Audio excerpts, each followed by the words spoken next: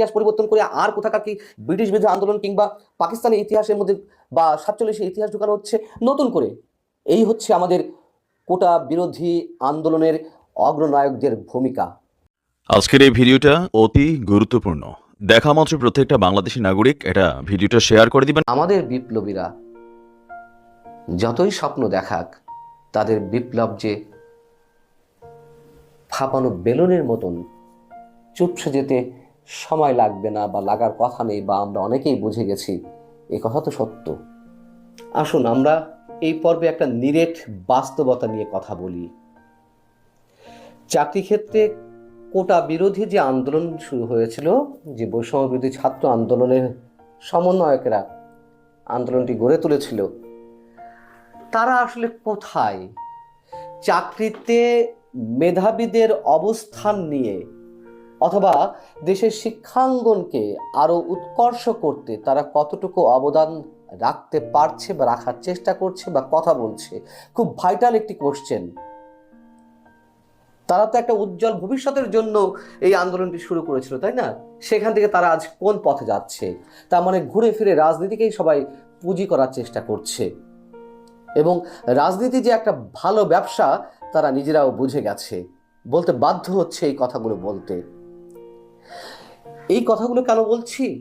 একটি বিষয় অবতারণার জন্য। সেটি হচ্ছে যে countries with best performing education system একটি প্রতিবেদন প্রকাশ করেছে বৈশ্বিক এই সংস্থাটি।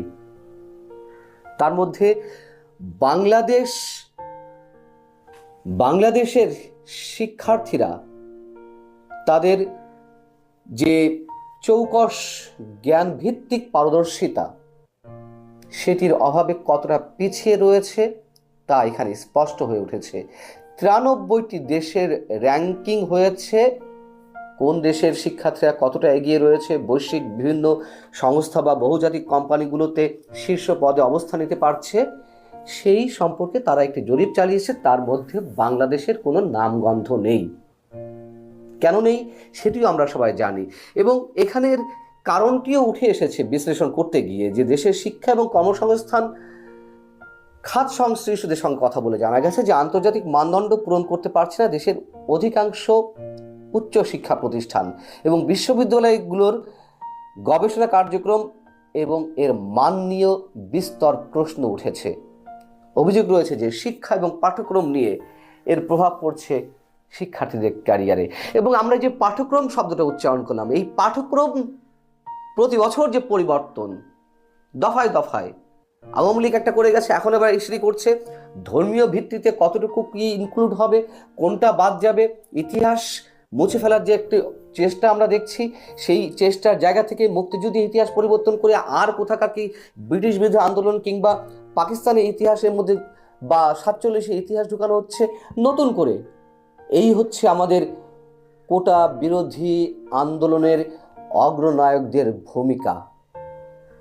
কোনো কথা বলছে এই পর্যন্ত যতগুলো কমিশন হয়েছে তার একটাও গঠিত হয়েছে শিক্ষা বিষয়ক গবেষণা বা শিক্ষা বিষয়ে কি কি সমস্যা করা যায় সেই সংক্রান্ত কোনো সমস্যার কমিশন হয়নি। তো আমরা এই যে countries with best performing education system, এই যে জরিপটি, সেটি সম্পর্কে বলতে হচ্ছে যে এখানে বলা হচ্ছে বাংলাদেশি গ্র্যাজুয়েটদের শিক্ষার গুণগত মান নিয়ে সংশয়ে ভুগছেন দেশি বিদেশি শিক্ষাবিদ এবং বিভিন্ন প্রতিষ্ঠানের শীর্ষ নির্বাহীরা।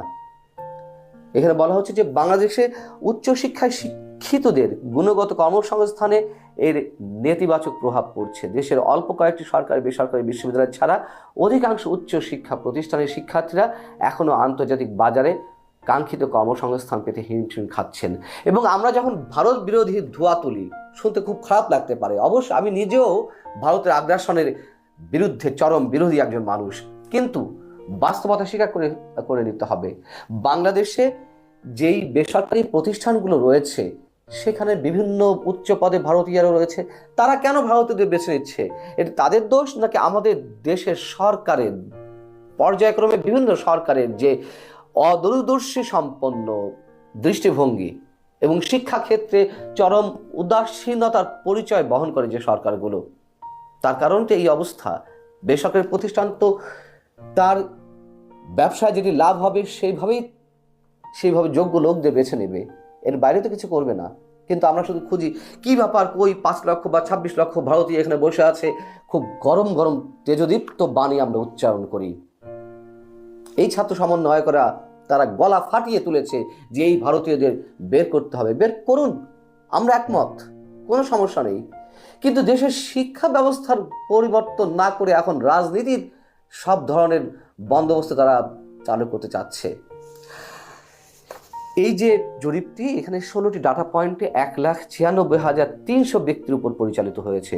পাশাপাশি একটি বিশেষজ্ঞ প্যানেলের মাধ্যমে Economist Intelligence Unit, World Economic Forum, OECD, মার্কিন বিভিন্ন সংবাদ মাধ্যম, UNESCO, Times Higher Education, World University ranking, QS ranking, Shanghai ranking consultancy, বিশ্বব্যাংক সহ বৈশ্বিক পর্যায়ে বিভিন্ন প্রতিষ্ঠানের তথ্য এতে ইনক্লুড করা হয়েছে এবং এর ভিত্তিতে তালিকাটা চূড়ান্ত করা হয়েছে। যেখানে দক্ষিণ এশিয়ার ভারত, পাকিস্তান, শ্রীলঙ্কা, মালদ্বীপের নাম রয়েছে, সেখানে বাংলাদেশের নাম নেই। কি অদ্ভুত আমাদের রাজনীতি, কি অদ্ভুত আমাদের সোকল্ড যে আন্দোলনগুলো, তার লক্ষ্য উদ্দেশ্য। এখানে অপরচুনিটি ইন্ডেক্সে সাক্ষরতার হার, গ্রাজুয়েশনের হার, প্রাথমিক শিক্ষা সমাপ্তির হার, মাধ্যমিক শিক্ষা সমাপ্তির হার, উচ্চ মাধ্যমিক শিক্ষা সমাপ্তির হার এবং শিক্ষা বাজেটকে বিবেচনা নেওয়া হয়েছে। যেখানে উন্নত রাষ্ট্রগুলোতে সর্বনিম্ন 4% বাজেট বরাদ্দ, জাতীয় বাজেটের 4% বরাদ্দের তাগিদ দিয়ে আসছে। তারা তো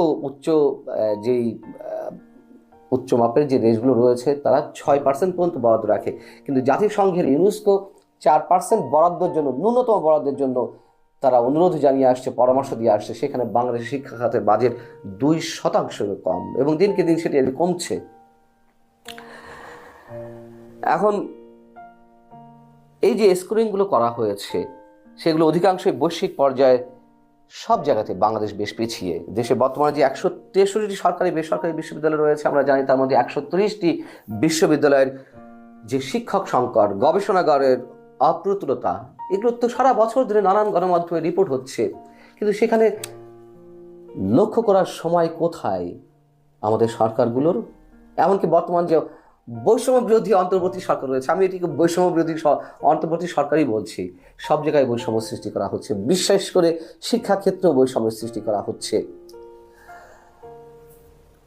বাংলাদেশের স্থানীয় পর্যায়ের যারা নিয়োগকর্তা, যারা বেসরকারি প্রতিষ্ঠান মালিক, তারা তো বাংলাদেশি গ্রাজুয়েটদের কর্মদক্ষতায় ভরসা রাখতে পারছেন না।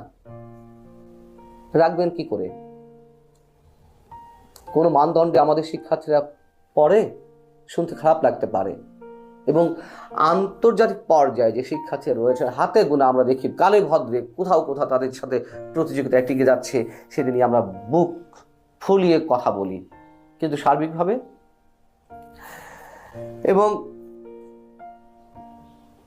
দেশের বেসরকারি খাতে অবশ্যই প্রচুর দক্ষ জনশক্তির প্রয়োজন রয়েছে, কিন্তু সেই দক্ষ জনশক্তি তো আমাদের নেই, মেধাবী জনশক্তি তো আমাদের নেই। বাংলাদেশ পরিসংখ্যান ব্যুরো, সরকারি এই সংস্থা, তাদের যে জরিপ 2023 শ্রমশক্তি জরিপ, এর তথ্য বলছে দেশে উচ্চশিক্ষিত বেকারের সংখ্যা 9,06,000, আর সেটি 2022 সালে ছিল 7,99,000। উচ্চশিক্ষিত বেকারের হার 2022 সালের তুলনায় 12% বেড়ে 2023 সালে হয়েছে 13.11%। এবং আরও একটা তথ্যের সাথে সংযুক্ত করতেই হয়, টাইমস হায়ার এডুকেশন র্যাঙ্কিংয়ের বিশ্বের সেরা যে 800 বিশ্ববিদ্যালয় এই বছরে যেটি প্রকাশ পেয়েছে প্রতিবেদনটি, তার মধ্যেও বাংলাদেশে কোনো বিশ্ববিদ্যালয়ের নাম নেই। শিক্ষার মান, শিক্ষার্থী শিক্ষকের অনুপাত, গবেষণার মান, সাইটেশন, আন্তর্জাতিক শিক্ষার্থী সহ কয়েকটি সূচকের উপর ভিত্তি করে এটি নির্ধারণ করা হয়েছিল এবং এখানে 125টি দেশের মূল্যায়নের ভিত্তিতে এই রিপোর্টটি করা হয়েছিল। অতএব আমাদের বিপ্লবীরা যতই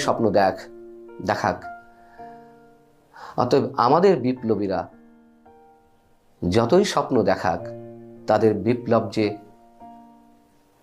ফাঁপানো বেলুনের মতন চুপসে যেতে সময় লাগবে না বা লাগার কথা নেই, বা আমরা অনেকেই বুঝে গেছি, এ কথা তো সত্য।